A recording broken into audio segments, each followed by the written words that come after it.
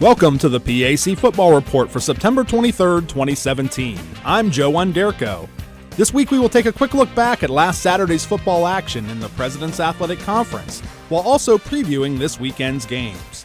PAC play got underway with 5 league contests in Week 3, while Westminster had the weekend off. The big game between National Powers and Washington saw W&J outgun Thomas More 37-29. St. Vincent edged Geneva 31-27 in Beaver Falls, while Carnegie Mellon posted a come-from-behind 30-20 win at Waynesburg. Case Western Reserve rolled to a 42-10 home opener win over Grove City, while Teal earned its first win of the season with a 28-13 decision at Bethany. PAC Offensive Player of the Week recognition went to W&J wideout Jesse Zubik with PAC single-game records of 322 receiving yards and 6 touchdowns on 11 catches versus Thomas More. Defensive honors went to Case Western Reserve defensive lineman Ian Henderson with 8 tackles, a sack, and 2 forced fumbles versus Grove City. Special teams laurels went to Carnegie Mellon punter-kicker Tyler Coman, averaging 46 yards per punt and making 4 of 5 kicks.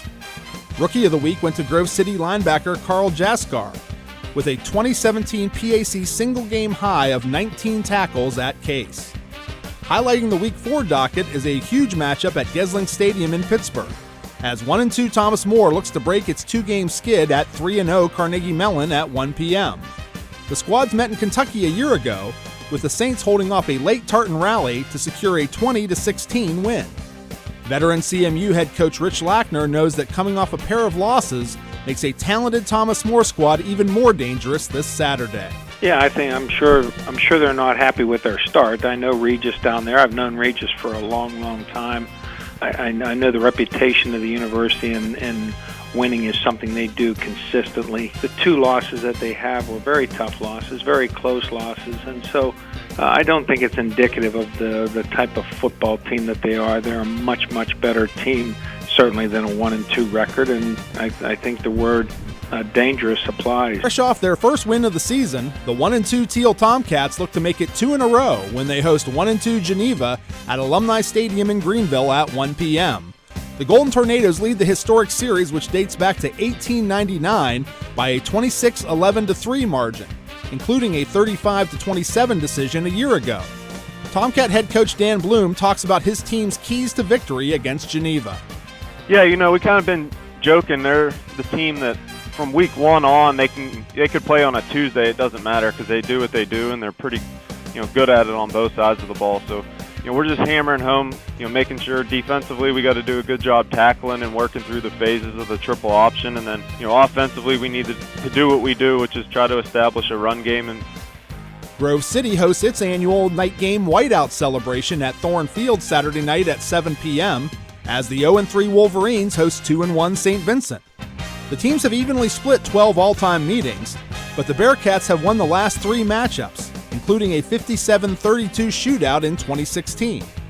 Wolverine head coach Andrew DiDonato talks about the atmosphere he expects for his team under the lights Saturday night.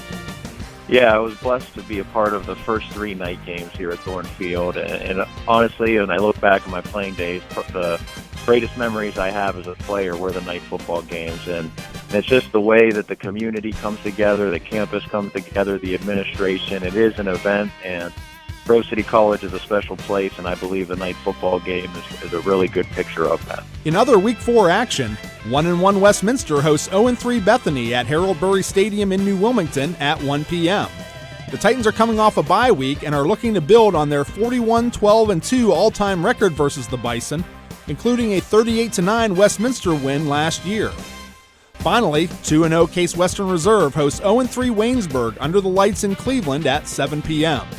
The Spartans are 2-1 all-time against the Yellow Jackets and posted a 35-7 decision in Waynesburg in 2016. That's all for this edition of the PAC Football Report. Please log on to the conference website at www.pacathletics.org anytime for the latest news, scores, statistics, and other information. You can follow us on social media via Facebook, Twitter, and Instagram. Links are available at the PAC website. I'm Joe Underko. Thanks for listening, and we'll see you at the stadium.